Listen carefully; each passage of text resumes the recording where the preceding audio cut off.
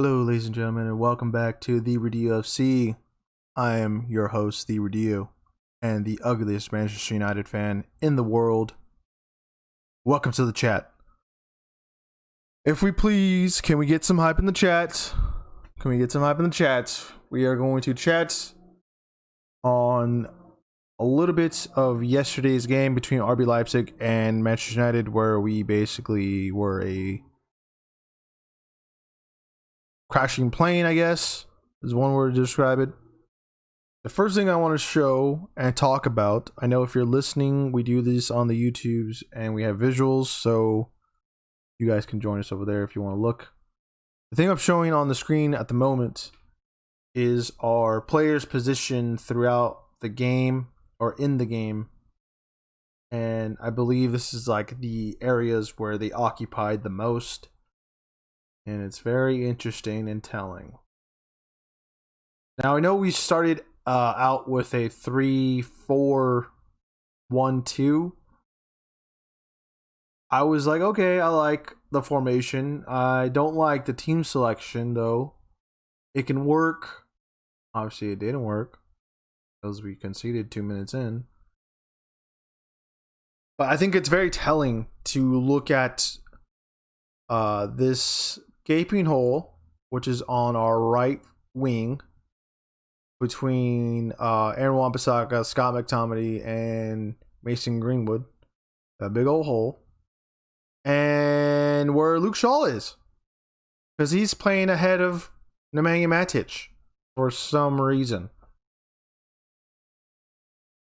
So, yeah.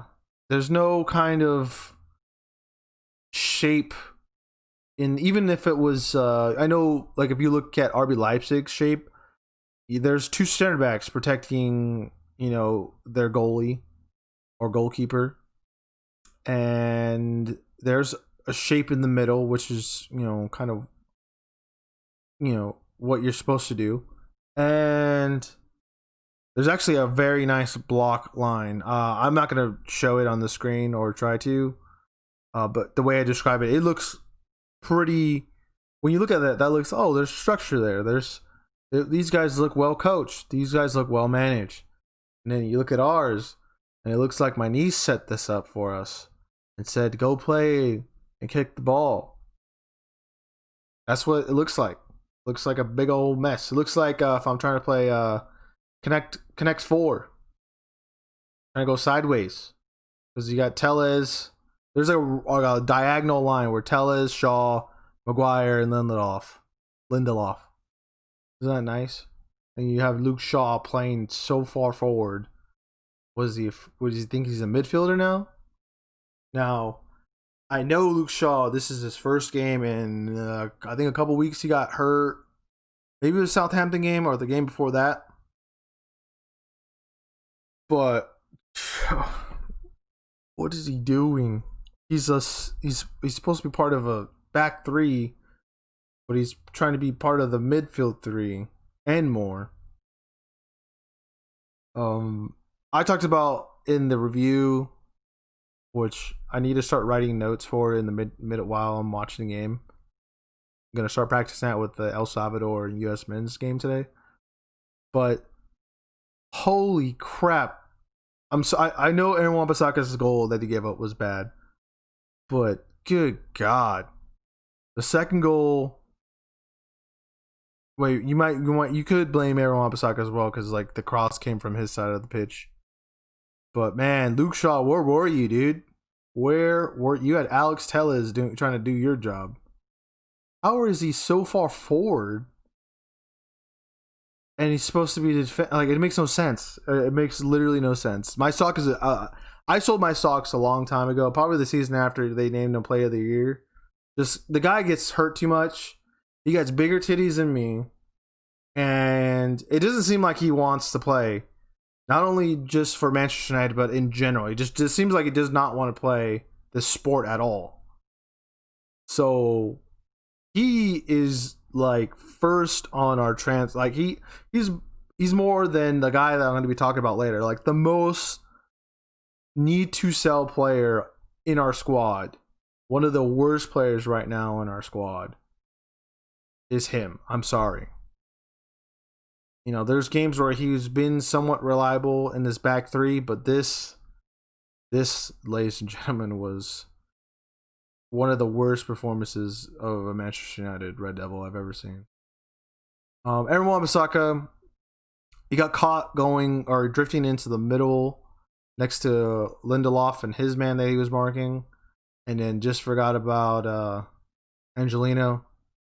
And then he's kind of almost forgot about him, but Angelino crossed it over to Hadira and then scored the second one. But that also was because when you looked at the way we lined or was trying to set up us or trying to mark our guys out in that back line, it seems like they basically like got us really compact so they can go out wide, and then they would basically have a free man. It was very, very smart how they set up those, or to basically zone us out to where they have a free man and then basically swing a cross in, which was, their crossing was really good in this game. I know Forsberg probably should have had the third goal in the first half. Probably should have been up 3-0, but also Mason Greenwood should have probably dunked it off to Rashford, and then there was another chance later on in the game where he should have done it as well. This was embarrassing, dude.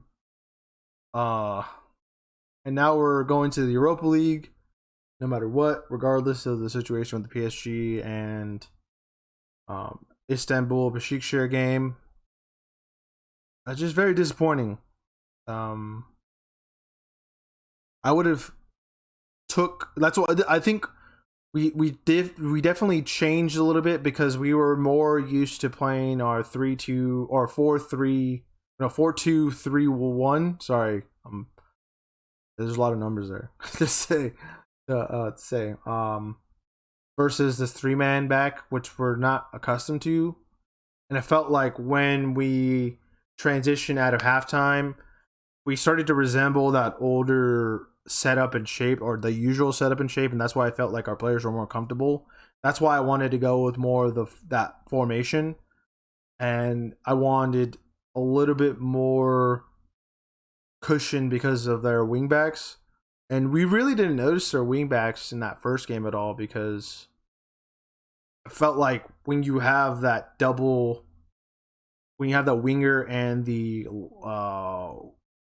wingback situation going on, there's more of a security blanket there because the winger can come back and backtrack or fill in if an overlapping run happens.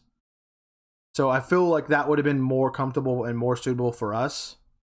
Even though I wanted Juan Mata to start on the right, but he is someone that's going to be more experienced and smarter in his positioning. And I think he would have helped us out a lot. And also, he would have definitely helped us out on a counter-attacking situation where Angelino was so far up the pitch, it was ridiculous. His positioning was almost as high as the striker, actually. If you looked at his player position map, it's ridiculous. The dude was basically, his positioning was like right at the midway line. So it's like right in front of Wan-Bissaka. So it's very easy when Wan-Bissaka that's his general area that he's going to be occupying, to beat someone like that on just dink balls over. And he's not slow like Angelino. He's not a slow dude. It seemed like we didn't know that guy existed until he scored, or until the game basically started. That's what it felt like. We didn't know who Angelino was at all. It's not like we've never faced that guy before, ever. You know, wink, wink, nudge, nudge. Yeah. I mean, the only positive out of this is that we're gonna allow younger players and players that are not going to get minutes, hopefully, into the Europa League more. I want to see Fosu-Mensah a lot more. Because, not to say that I don't like Aaron Wan-Bissaka, I just want I want Tim to develop a little bit more, to give us more of an offensive option at the right back position. And it's not anything against Aaron Wan-Bissaka, because there could be a possibility where this back three formation can have Aaron Wan-Bissaka as that right center back, and then we can throw either Fosu-Mensah or Williams there right back. That's the only reason why I'm kind of liking the Europa League, because these are basically throwaway games in a way, because it's just their Europa League. And I hate the idea, though, that if we do this and play the Europa League, I hate that conversation that always happens every year, where it's like, well, it looks like we're not going to get top four, so I guess we got to win the Europa League. So that's a negative.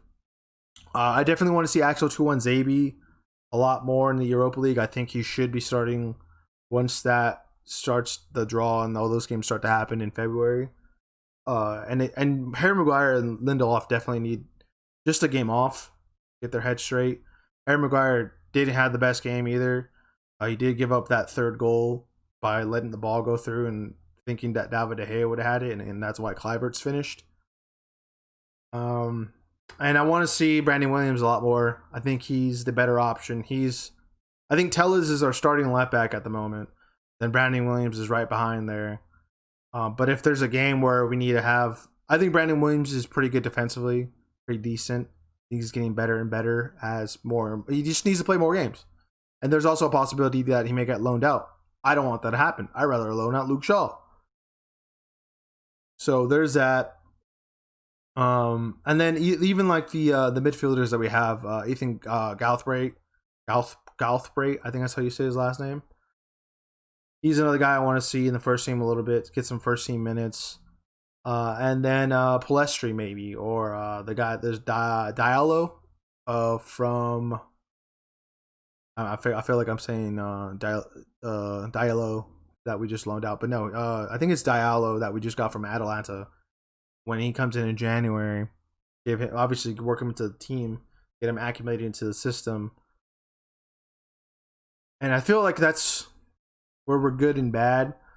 Not that we don't rotate, but I don't know. There's a weird management issue going on, obviously. And I'm not part of the alley out brigade, but I'm also not the guy that's gonna, say Ollie's gonna win a title or anything like that.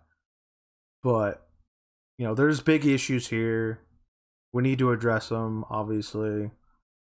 But yeah, I rather see these guys that really want to play, because that second half, that last 20 minutes, those guys really turned it on. All those guys I just brought up, Fosu-Mensah, Tuanzebe, who wasn't that good, but definitely needs more minutes to relax and he needs that professionalism. He needs that experience.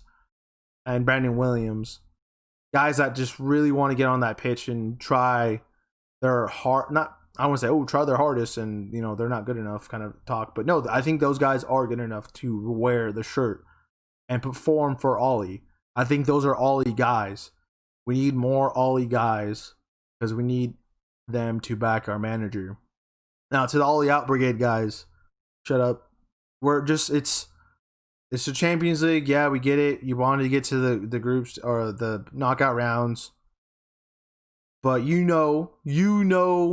when we got drawn in this group, you were saying there's no way. There's no way we're going to get out of this group. We're in the group of death. We're going to play one of the finalists in PSG and one of the semifinalists in RB Leipzig. And you guys were already talking that trash already. So I don't want to hear any more trash from your goddamn mouths about Ollie out when you already were predicting that Ollie wasn't going to get out of this group. Yeah, he didn't get out of this group. You were technically right. But you weren't expecting it to go down to the last game, obviously. And then I understand the Istanbul Besiktas game in Istanbul, where I don't know what the hell happened. It was basically similar to this game, and it's been a similar trend with the Southampton and West Ham game for some reason.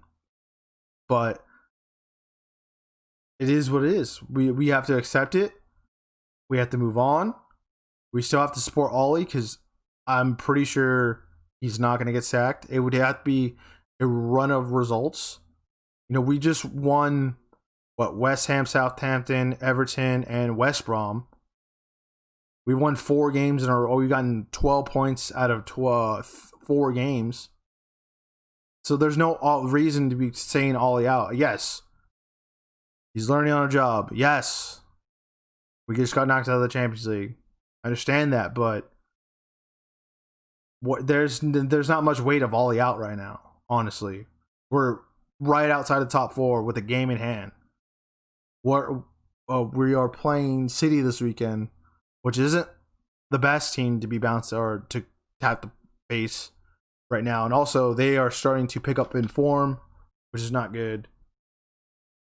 But we'll talk about that in the preview later on.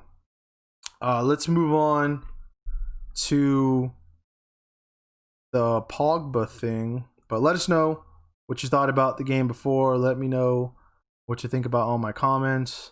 If you're Ollie out, Ollie in. Let's chat. Let's get some hype in the chat. That's all I ask.